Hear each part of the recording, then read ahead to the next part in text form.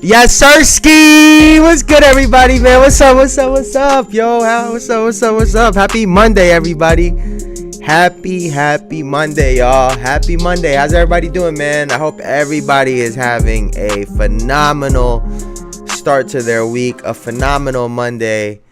Thank you guys for joining me, man, and welcome to another episode of the Jayson Estrera Show, where we talk about basketball, sports, and any topic that comes our way as accurate as possible. As always, it's your host, your boy, Jayson Estrera. Now today, we are going to be talking about Draymond Green ripping Steve Kerr and the Team USA coaching staff a new one on his podcast. I know I've had a lot of opinions about Draymond in the last probably 2 months or so. But we are going to be talking about that. We will also be talking about Steve Kerr saying he will not be starting Kevin Durant for the rest of the Olympics. A lot of Steve Kerr topics today. We will also be going over the women's USA team. They have been phenomenal. And we'll talk about the referees through these Olympics. Now, before we get started, if you guys can, please like, comment, subscribe, all that good stuff, because it really does help the channel out. And we are going to try to take this to the moon. So thank you guys, as always. Thank you. But before we get into any of the basketball talks, any of those conversations, right? Let me see where I have this. We have to start right. Screen.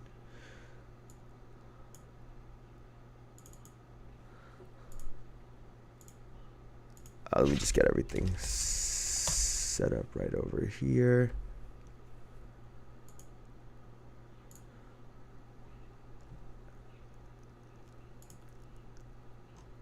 Now, before we get started, like I said, on any basketball conversations, we are going to be talking about Carlos Yulo and the fact that he goes home to the Philippines double gold in, what is it, in men's artistic athlete.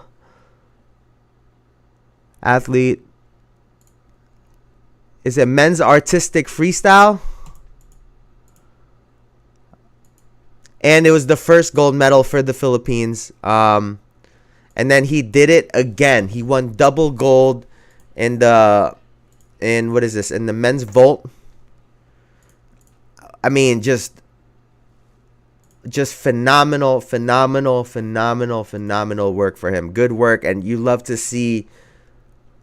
Hey man, I was super fucking proud. I was super proud. Like my girlfriend has to explain some of the things to me because I've seen gymnastics before. I'm not super familiar with it, but just a super proud moment. To go out there. I think last Olympics, the 2020/2021 Olympics, he did not make it to the finals in the men's artistic freestyle, and there was one move that he did where he stuck the landing so clean. I mean, wow. So incredible work. 2 golds to the motherland. He better listen, man. Yeah, he better not have to eat nothing. Like, he better not have to pay for food. Y'all go set him up back home, man. Y'all make sure he good. You get him situated, cause wow, on the global stage, in front of everyone, phenomenal work, man. So super happy, super proud of Carlos Yulo. Congratulations, man. Congratulations. And hey, thank you, man. We appreciate you for bringing that home. I love that. So this topic, man, I had to start off with something real nice. I had to start off with something a little bit more, I guess, lighthearted, because what the hell just happened to why is my shit not loading? Let me see. The hell?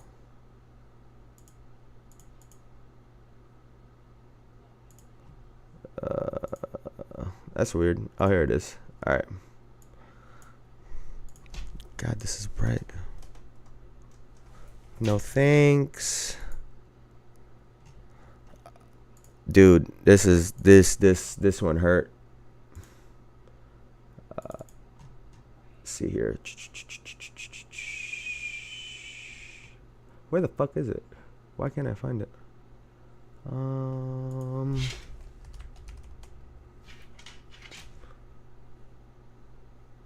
Oh, here it is. All right. So, if you guys had seen anything recently, and I chances are there's a good chance you actually have not heard of this. So LA Lakers icon Kobe Bryant's locker from Staples Center sells for $2.88 million at auction. A piece of Los Angeles Lakers history was just sold for a huge price. Kobe Bryant's locker from the arena, formerly known as Staples Center, sold for $2.88 million in Sotheby's auction on Friday. The locker had been photo matched from at least 2004 until his retirement in 2016. If the Staples Center was the house that Kobe built, then this was his room inside that house. A remarkable and intimate artifact that lived Kobe's career with him. That's what it said on the listing. This is going about his accolades. So the LA Lakers have sold Kobe Bryant's locker. And the ironic thing for this is this, right? They had just unveiled the statue of Kobe Bryant and Gigi. And I'll be honest, a part of me didn't even want to go over this because I kind of wanted to keep this like my opinions on this to myself. I'm gonna just keep it all the way a buck, right? And for me, it's I love Kobe. He means a lot to me. Cried when he had passed. God rest his soul. Rest in peace to the guy. It was a really tough day, right?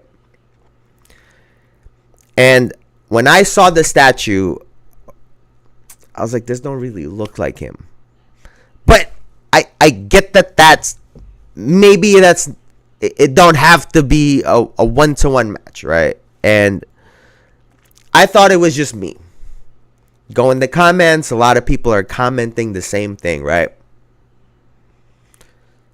And then come to find out that the Lakers also sold Kobe Bryant's locker. His locker. It's not like he joined the Lakers later on in his career or he joined early and left. He was with the Lakers his entire career. That was his locker. They said if Staples Center is the house that Kobe built, then this was the room inside that house. This was his room. And you sold it? See, it's the Lakers for me. Why? You $2.88 million. You guys don't need the bread. Crypto arena. You don't need the fucking money. So why is this not going to the Basketball Hall of Fame?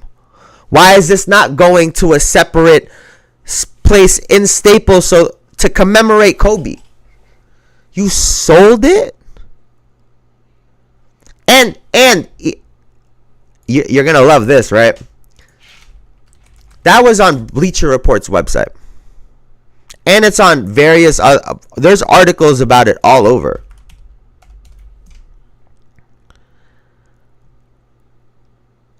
But yet,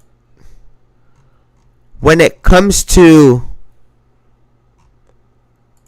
the actual Instagrams, this is nowhere to be found.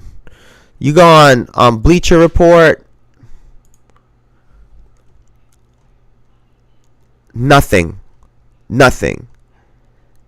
And it feels like it's one of those things that they're trying to just sweep under the rug.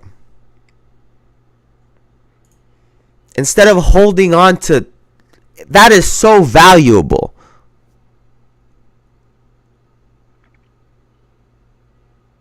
Especially when you think about what being a Laker meant to Kobe. How hard he worked, how much time he probably spent around that area compared to other people, because he's going in on off days, going in the middle of the night. I couldn't believe it. I couldn't believe it. So now when you pair those two things, the fact that I already didn't think that it was the greatest statue that you guys could have used. And let's be clear, Allen Iverson's statue, they've done this already. Like this isn't the first time, I should say. Wax figures don't look like celebrities and athletes. Let's not pretend like this isn't something that they've done. But it looks like it's just a way to generate money for Crypto Arena. And I understand I'm punching up because of who the fuck they are. But are you serious, bro?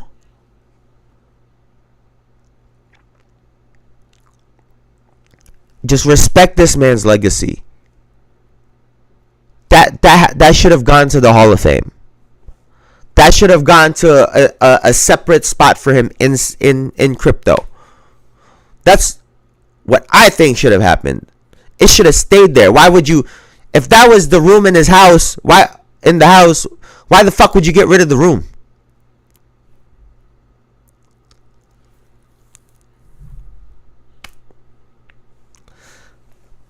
I can't believe that they did that shit, man. I can't believe it. I can't believe it.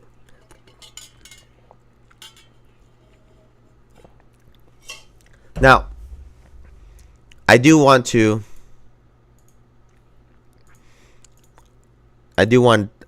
move on because for obvious reasons, but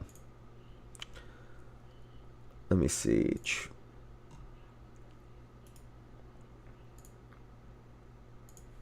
The talk of team. All right, so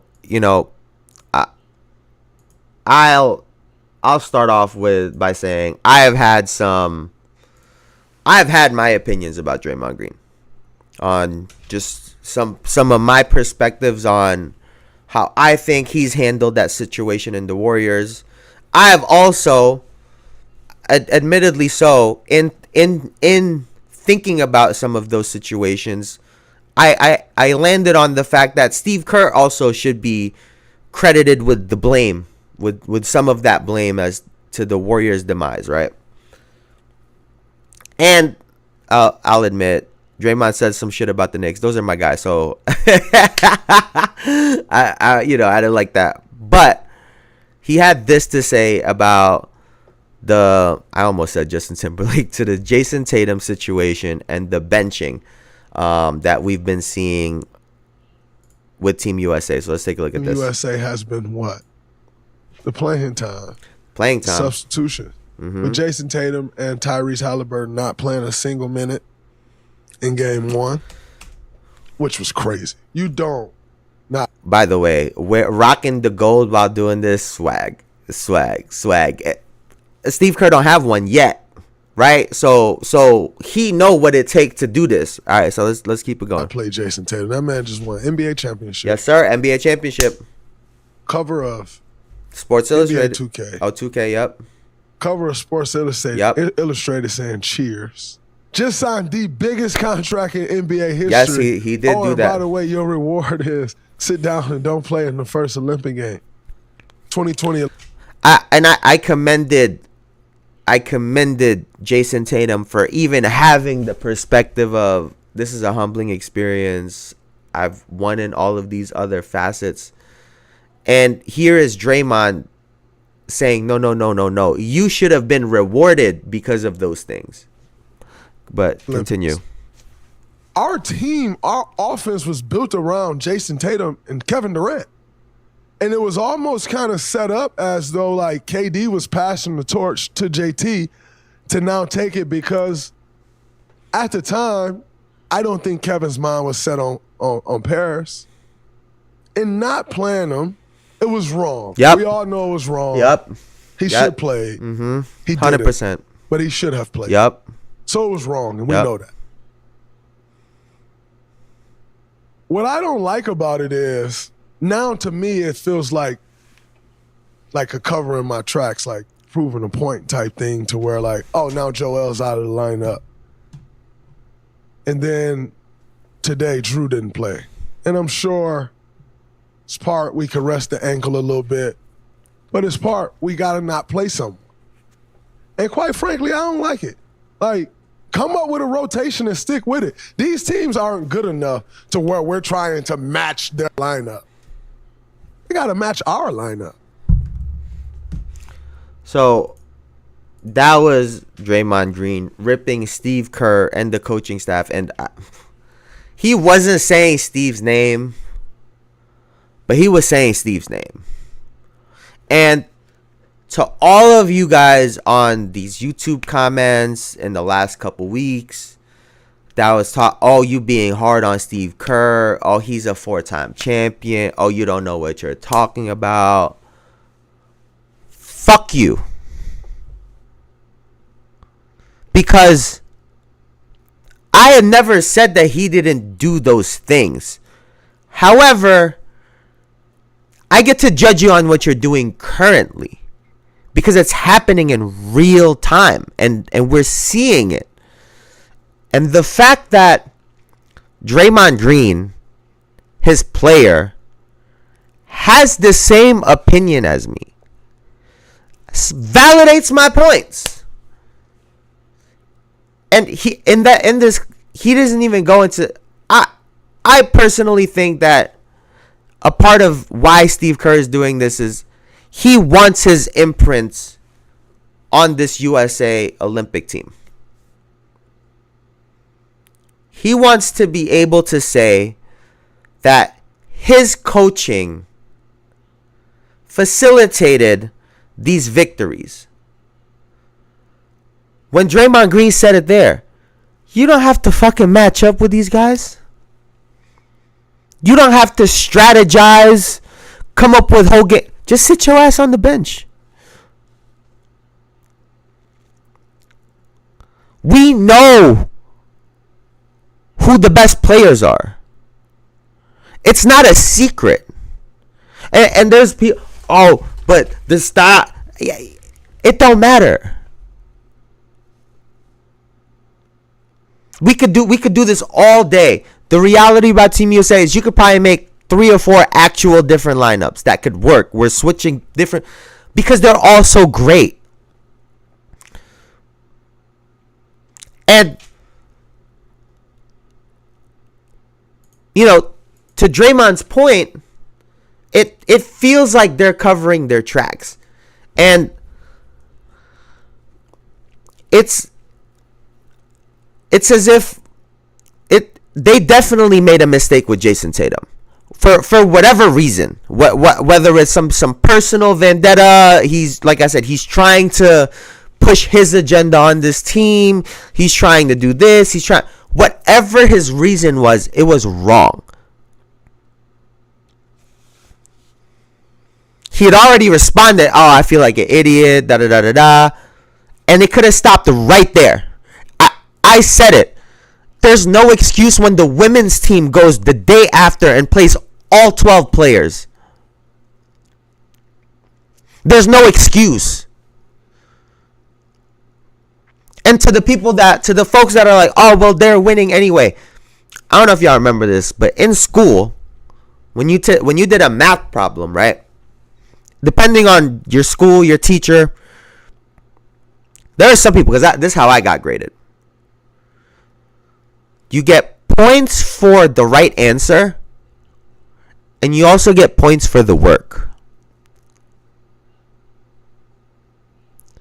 So, just because Team USA won and have been winning doesn't mean that Steve Kerr wasn't wrong. It didn't mean that he didn't fuck up. It's more so a testament to how good these players really are. I said it. He keeps switching the lineups. Rhythm is so important. Consistency is so important. And the players are still managing. It's really a testament to them.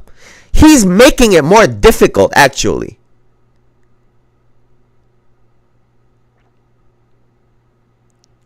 Switching, you're going to start today. They're going into practice not knowing what the fuck is going to happen the next day. Just waiting. Just waiting. And you guys wanted to come at me. Other player, Jeff Teague said, it's not, this ain't, it's, from the beginning I said, what the fuck? And I didn't, like I said, I was going to stand on my opinion no matter what. I didn't need them to come out and say it. But I do think it validates all the shit that I was saying. Especially when it comes from his own player. Like I said, it's a respect thing. The NBA champion at 20, it's not like he's like Kevin Durant is in his 30s where you could understand why he would be bench, he would be sitting on the bench. But to act as if, we're doing this for strategy, and yet you're still blowing everyone out. So clearly you could have gave somebody 5-10 minutes. The amount don't matter. They just have to get in. It's ridiculous. It's ridiculous. And now they have to keep up with it. It's ridiculous. It really is. It reeks of a man in Steve Kerr who's had a ton of team success with the Chicago Bulls, with the San Antonio Spurs, and then with the Warriors, right? At no point in time was he ever remotely the face of any of those teams.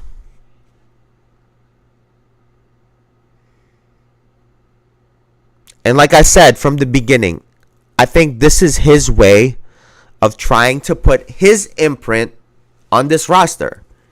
And I don't fucking like it. I don't like it because it's not about you, bro. I said that from the beginning. It was never about you, and it's never going to be about you. All you've done is create bad publicity for yourself. Congratulations. I'm sure the players are going to be talking a lot about you. So I hope that you feel great about what you've done in these Olympics, because you've made it about yourself rather than about this team and how great they are. Because like I said, you've made the game more difficult for them, and they're still beating teams up despite you. Fuck out of here, Steve Kerr, man. Listen, bro. Listen, man. Listen. And I guess this brings me to this next part, which I've been wondering, and I've discussed this before. I've discussed this more recently with Steph Curry. But with these recent comments, will Draymond Green retire a Warrior? I've already thought that him retiring a Warrior was going to be a dicey situation.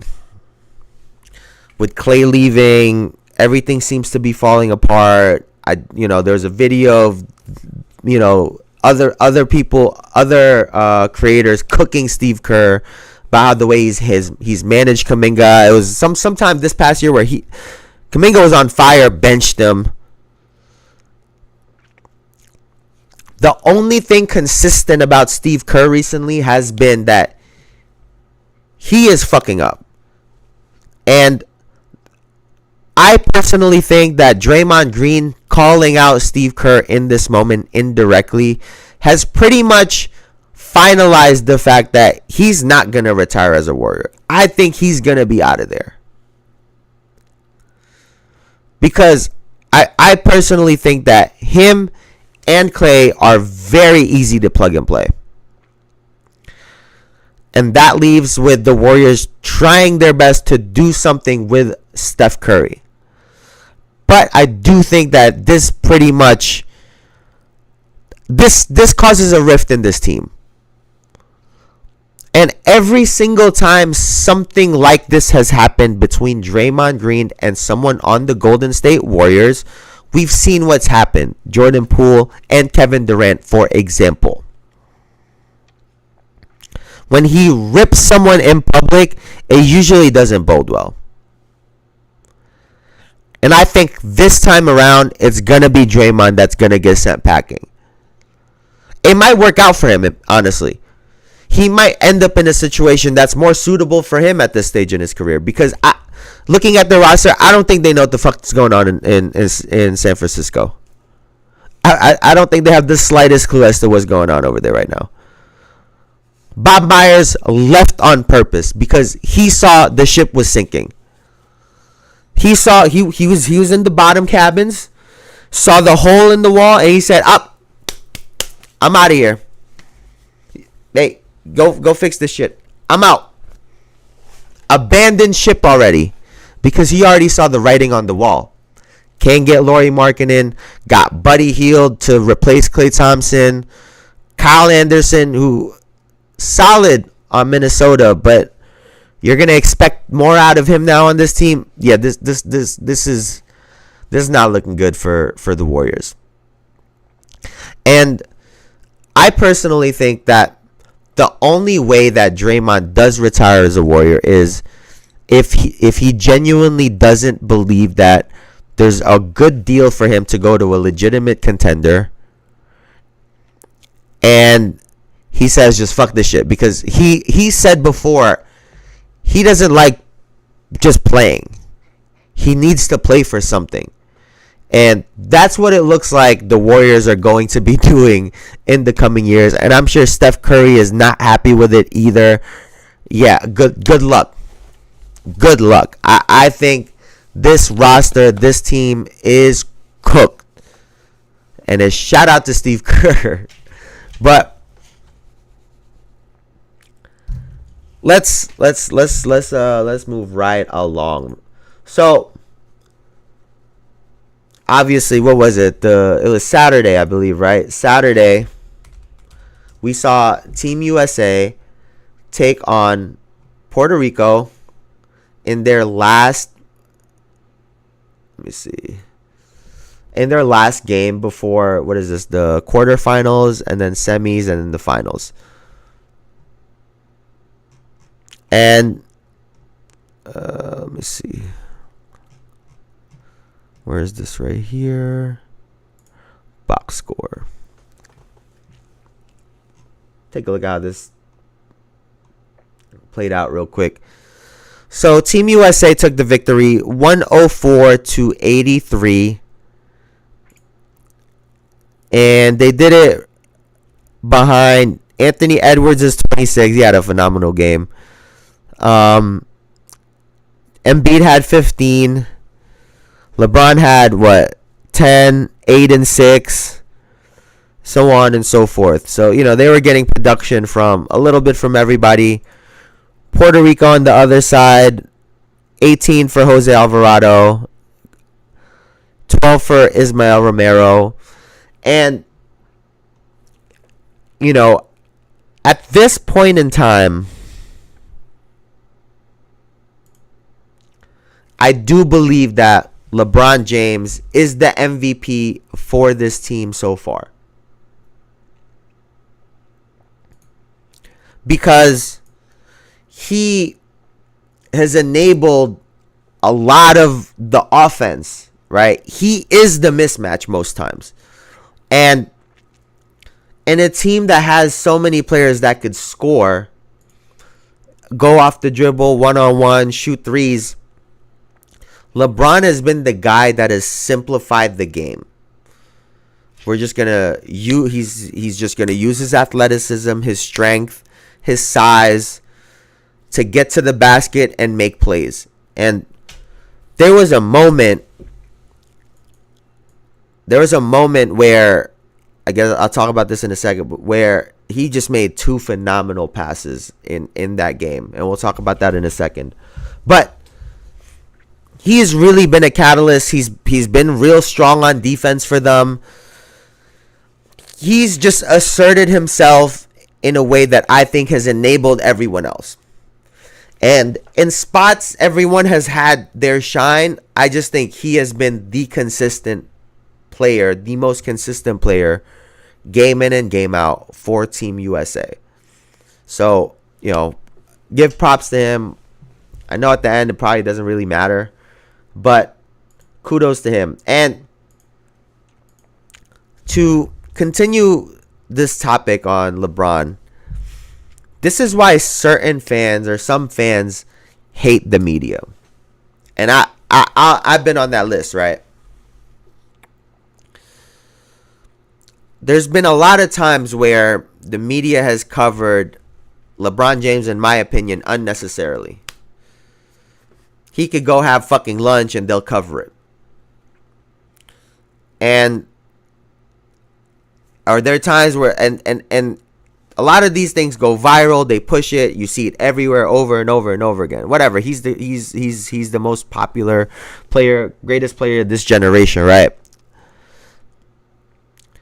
But when you cover stuff like that and it gets pushed over and over and over and over and over again in front of our eyes, right? To watch, to have to consume that content. And then he goes and makes 2 incredible passes. And we aren't seeing replays of it. I start looking at the game a little funny. I start looking at media funny. He made a phenomenal left-handed bounce pass, made a phenomenal behind-the-back pass on the baseline to Bam. And those clips are not everywhere. They were incredible. And the fact that no one's covering them, it seems like no one's talking about it. Everyone's more concerned about him dancing at the fucking volleyball game. This is what turns a lot of people off. because there's people like me that just want to talk about the game. And I understand that there's a lot more to that. We talk about other stuff here too, but this is why people, it's entertainment, it's this, that.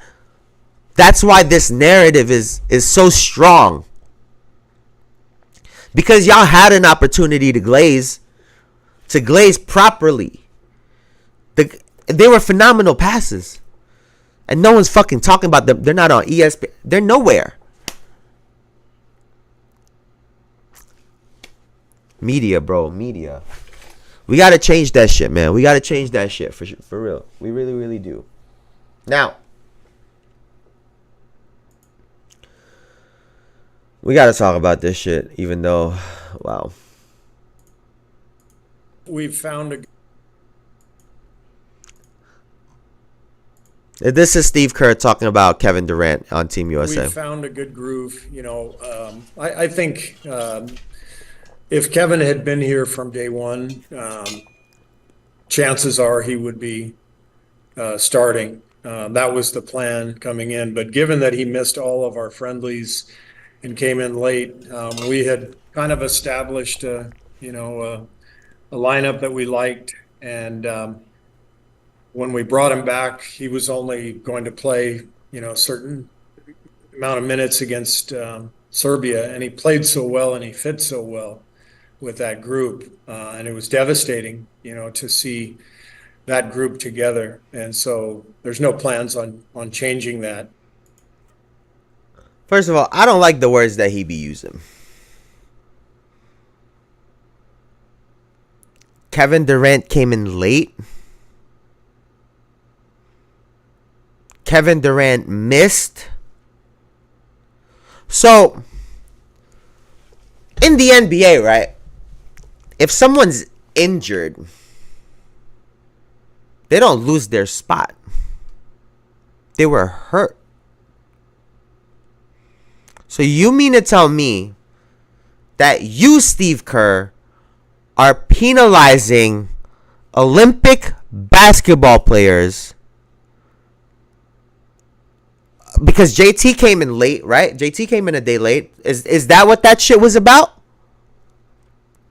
Is that why you sat him the first game? Because he missed one day? And, if Kevin Durant didn't miss, if he wasn't late, he would probably be starting? What the fuck are you talking about, Steve Kerr?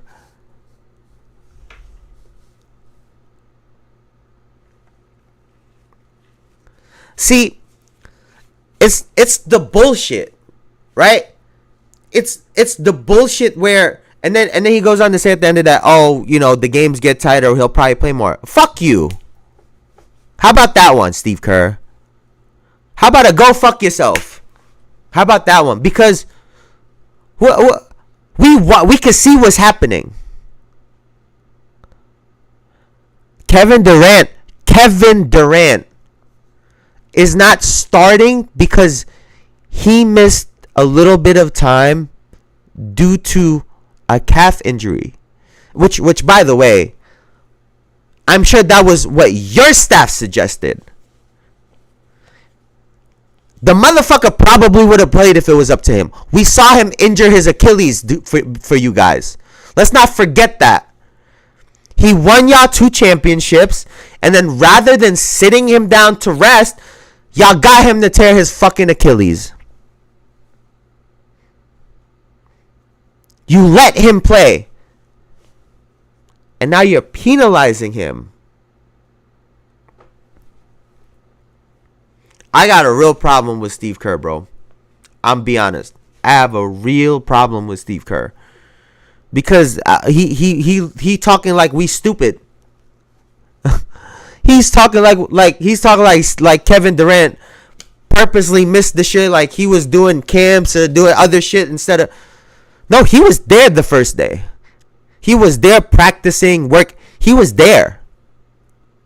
So to speak in that manner, because there are some idiots out there that are gonna hear it and aren't informed and won't do the research and say, "Oh man, did Kevin Durant just miss the beginning of the training camp? Did he just miss day?" No, don't speak like that on him, Steve Kerr. That's Kevin fucking Durant. Not it would be one thing, right? If you were any player or if you were a different coach, that he's done this for y'all. For you specifically, Steve Kerr. And that's the thanks he get? That's crazy. Like that's that's crazy to me, bro. That's crazy to me. The fact that you could do that is crazy to me, and have that, bro. Now, I'm gonna move on a little bit to the men's 3-on-3 Olympic basketball team, because those motherfuckers suck. they suck, bro. Like, wow. Excuse me. Is it here? Let me see.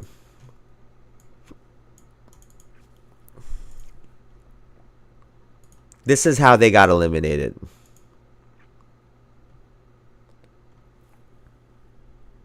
That's how they got eliminated. 21-6 to the Netherlands. And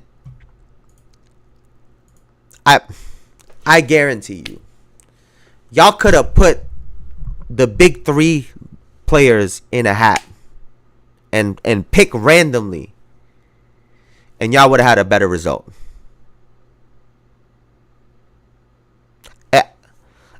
I get everyone's talking about NBA player. We don't have to go there.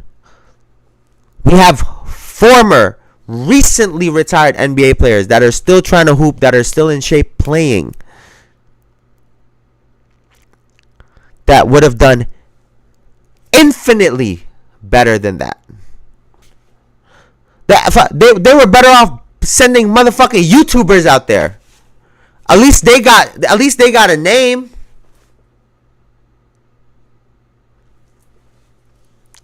This program, at least on the men's side, clearly is having issues.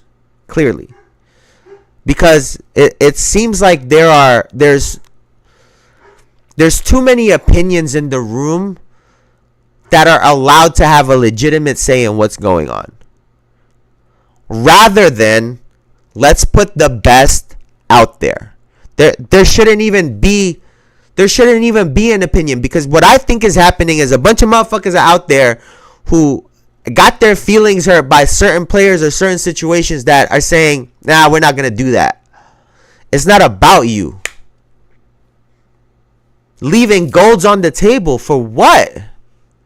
Because you got your feelings hurt? Come on, bro. Come on. Everybody knows we could have put a better team out there.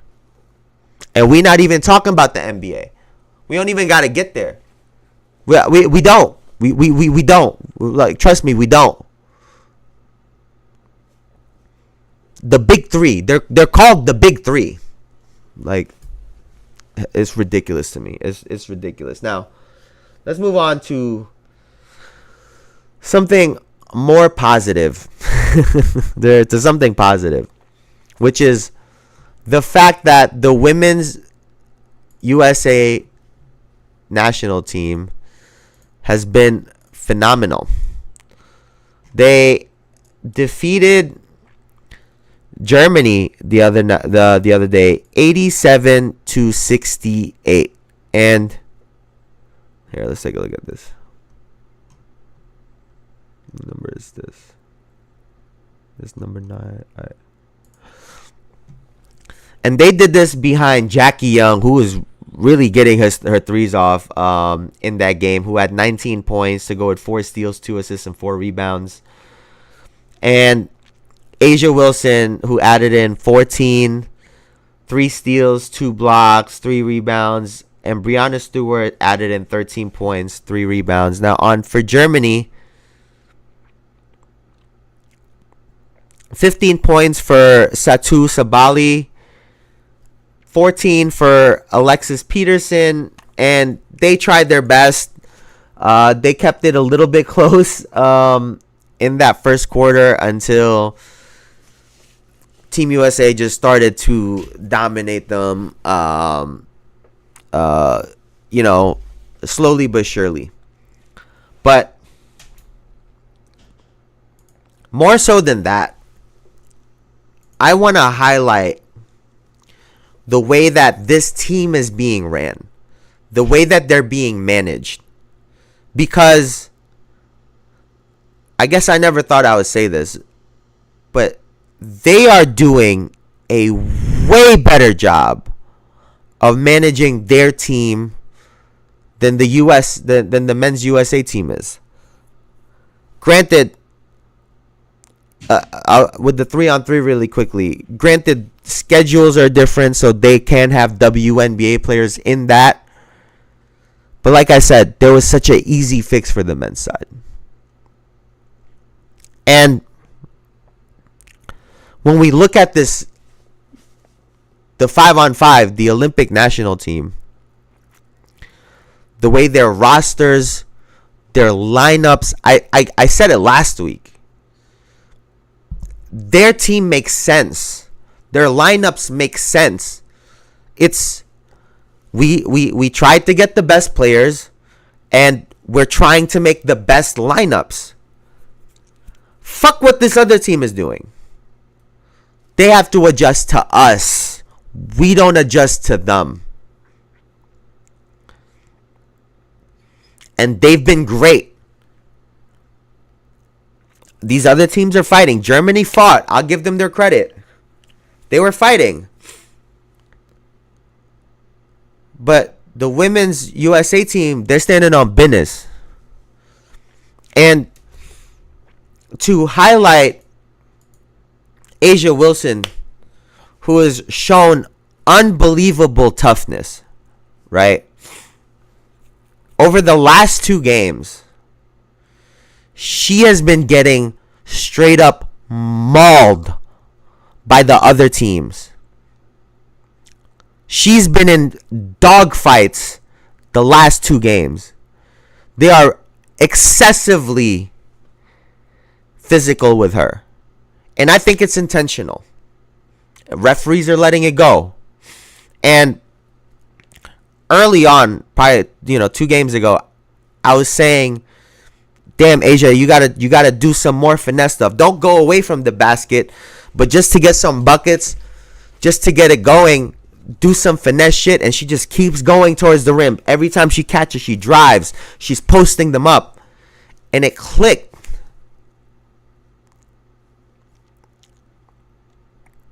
She's not giving them any ground. They're being physical with her, trying to get her to play away from the basket, and she's saying, no, I'm not doing that on your terms. And she is forcing herself to the rim, forcing the contact. And I said, oh my God. She is tough as fucking nails. Because there's great value in that. The person that doesn't get back down from their spot. The person that's not going to stray away from the contact. I'm going to meet you. We're going to be chest to chest, nose to nose. I'm not moving. When they say the game beyond the game, that has nothing to do with strategy. That's A'ja Wilson saying, I'm the best player in the world. You're not going to punk me. You're not going to bully me. You're going to have to fucking move. And she's done it. She's done it without the calls from the referees. She's done it with all the physicality from multiple players on the other team. And I just got to give her all the credit in the world. Because not only is she playing great and she's playing within the team and playing within the system, she's doing that and also being assertive, also being a dominant force, also establishing who she is in this space, which is the best player in the world.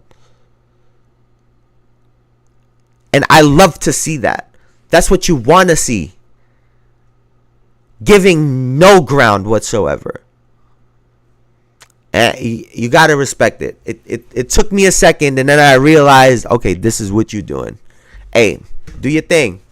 Do your thing, because these women can't fuck with you, Asia.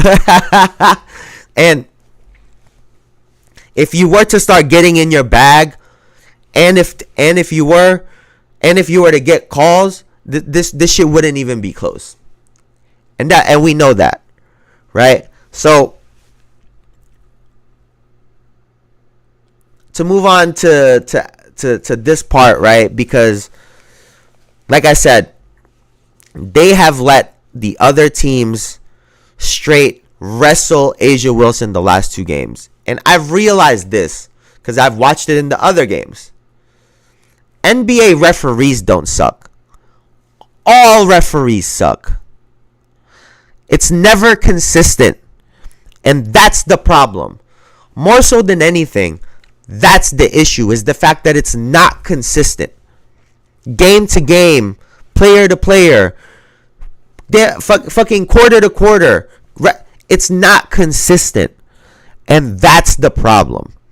They were letting them straight get away with murder. And they were just fucking sitting back watching it. Like nothing was happening. What was it? On was it Serbia's team? Who did they play? No, it was Belgium. Let's see. Did they have the number? Yeah. Number 13, who fouled out of that game. Bro, there is absolutely no way in hell that she didn't foul out sooner in that game. But they were letting them play. They were letting her just muscle Asia Wilson, and in the end, Team USA still won. But these refs suck. I don't want to hear it anymore about the NBA referees suck, because it's been consistent and we know what's happening. But referees, period, suck. Why are you tweaking?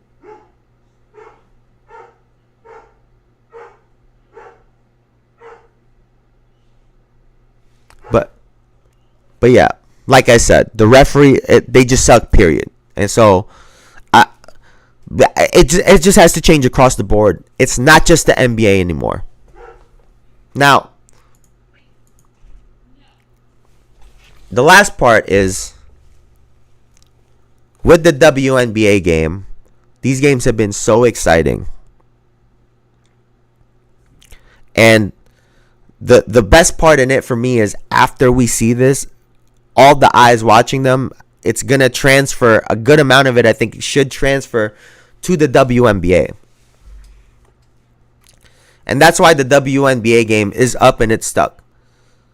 Because we've seen all of these great players, and then we go back, and now Caitlin Clark again, Angel Reese again. It's going to be great. The game is in phenomenal hands, because I think that the WNBA game can be less physical so we can get more scoring, but these women are great. They're getting buckets, they're moving the ball, they're playing the right way. Like I said, I feel like that team is being ran and managed properly, and I think all of these signs are just things that are positive for the WNBA. And moving forward, I think they're in a great spot. And we're here for it.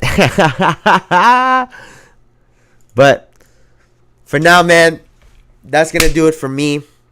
Thank you guys, as always, for hanging out, for kicking it with me.